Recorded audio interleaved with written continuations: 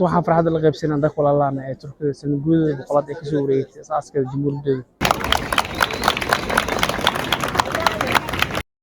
Hadda waxaa soo booqanaynaa ninkii odaga ahaa ee waddankan u yaqaana aabaha Turkiga meeshuu ku duugay meeshaas oo dad fara badan xaqiiqda aad u fara badan isugu imaadeen hadda arki doonto fiidiyogana hadda ka arkaysiin meeshaan hadda isugu wada imaadeen meeshaan ku wada dabaaldegaan iskugu madaxbeenan anagana waa soo booqday waxyaabaha indhahayga soo jiito aad ula yaab waxaa waa marka meeshaan soo galaya meeshaan marka la soo galaya aad la isku baraa xaqiiqdii qof wax la soo geli kara malaha telefoonka iyo waxyaabahaas wax yarka ogood marka laga reebo boorso iyo hadaa la furahay waxyaabaha kale dhan lama soo geli karo midda kale hataa meesha waa aragtiin wixii jansiigir ahaay dhan hadaa la furahay meesha lagu reebay sigaar in lagu cabo xataa looma ogola dadka Turkiga sigaarka aad u cabaan wixii dhan hadda oo jansiigir ay watay meeshaan laga reebo qamro maxaa la sigaar jansiigirkiisa wax un loo ogola malaha meeshaan xataa bac adoo gacanta ku wata xataa lama geli kartid meeshaan hadda ninkaan uu ku duugan yahay qof kale qof dumar ama nin iyo nin xaaskiisa xataa inay isqabsadaan looma ogola sawir adoo selfie gala ama gacmaha saan u taagay dhiid wax sacmal dhahay xataa looma ogola waa meel cajiib wax walba gacanta u qaada lama ogola u dhahaa mafahant koofi iyo ookiyaali xataa meesis inaa gudaha la geshta xataa looma ogola meeshaan waa waxaa is dhihi karaa meesha ugu badan oo xaqiiqdii oo Turkiga ay aad u ilaaliyeen inay tahay 24 saacna maxaa la jiray ciidana hadda la kuro meesha isku bedelaayo ilaalinayo ciidanka meesha laga soo galaayo ee gudaha meesha joogan waxaa u daranba nimanka dhar cad oo gudaha ku dhex jiro wax walba gacanta u qaad maya ha sameyn hase yeel ha yeel marka wallahi xaqiiqda ani aad ugu helay marka waxa waaye anna waa soo booqday dadkii soo booqdaa ka mid ah marka waxaan leenahay si nabad ku hur dadkaan waddanka nabaday ku yihiin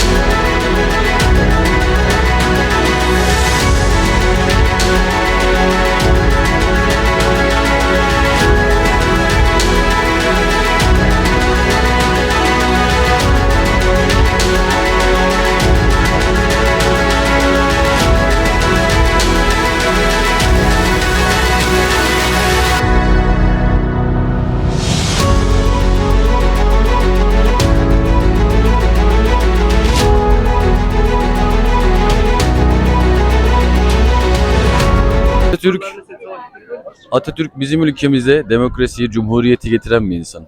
Ona saygımız çok sonsuz. Türk milleti ona minnettardır. Çok seviyoruz. Merhabalar. Bugün 29 Ekim. Atatürk'ü anma ve Atatürk'ü anma ve Cumhuriyet Bayramı herkese kutlu olsun diyorum. Bugün çok özel bir gün. Atamızı ziyarete gelen her türlü insan var ve bu kadar çok Atatürk'ü seven insanları görmek bizi çok mutlu ediyor. Hala günümüzde böyle şeylerin görülmesi çok hoşumuza gidiyor yani. Şimdi arkadaşım da Evet.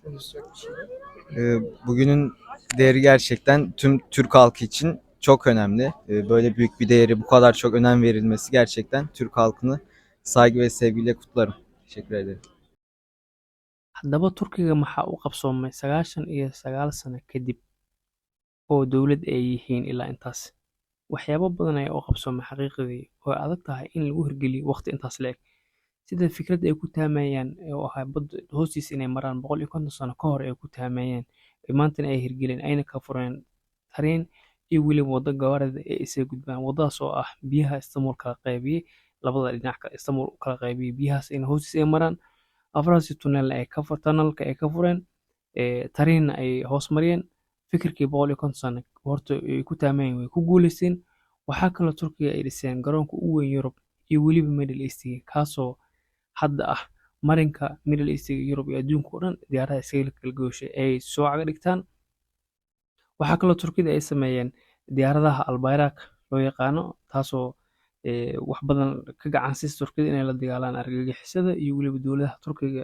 saaxiibka la inay siiyaan ay ku caawiyaan sida hadda Ukraine oo dagaal kula jirto Ruushka inay wax badan u qabato diyaaradahaas Albayrak oo weliba xataa hees ay jirto oo hees ay jirto Albayrak ay ku qaadayaan oo xaqiiqda xataa shirkadda diyaaradaha soo saartay waddanka Turkiga dhan xayeysiin u noqotay. Waxaa kaloo Turkiga ay ku guuleysatay inay sameeyaan tareen aad u dheer ee dhammaan Turkiga magaalooyinkiisa ugu weyn u kala goosho inay sameeyaan. Waxaa kaloo hadda Turkiga hal sano kadib ay ku taamayaan markuu u dhammaaday xiriirkii Lausanne 1923 24 July ay saxiixeen oo boqolka sano Turkiga biyaha Istanbul wixii maraya inaan canshuur laga qaadanin ay ku saxiixeen dowladnimadooda ay ku bedeshteen kaasoo hal sano kadib u dhammaan doono weliba hal sano taariikh yar kadib 2023 u dhammaan doono.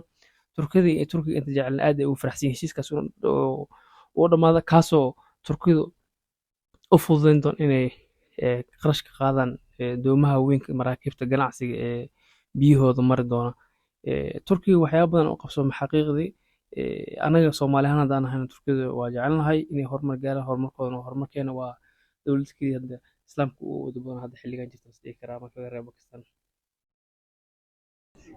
السلام عليكم مقعي وحوا عبد المالك محمد محمد ماشان أجوجنا مقعي وحوا أتين كبير بالدها ماشان وحا كجوجان كمال أتاتورك نيكل دهاي ودad كان كده ka dambeeyaan waxaana maanta waxay meeshan u buuxdo waxa waaye boqolkoodii sano oo xorriyada dalkooda bay heleen oo waxay ka baxeen boqolkii sano oo lagu xukumayay waagii dagaalkii looga guuleystay marka waxaas boqolkii sano baa u dhamaaday maanta waxa faraxsan yihiin annagana waxa waaye farxadda baan ka soo qayb qaadanay. Assalaamu calaykum waraxmatullaahi wabarakaatuh.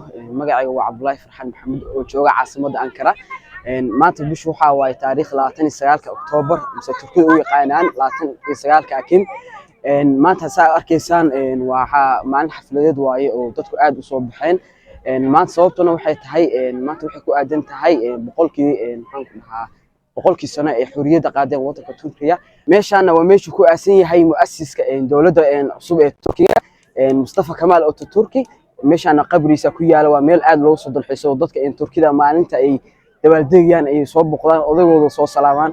intaas maanta waxa u imaanaysan ula qayb galno aan la soo mataqaana farxadoo aan la soo sheergareeno.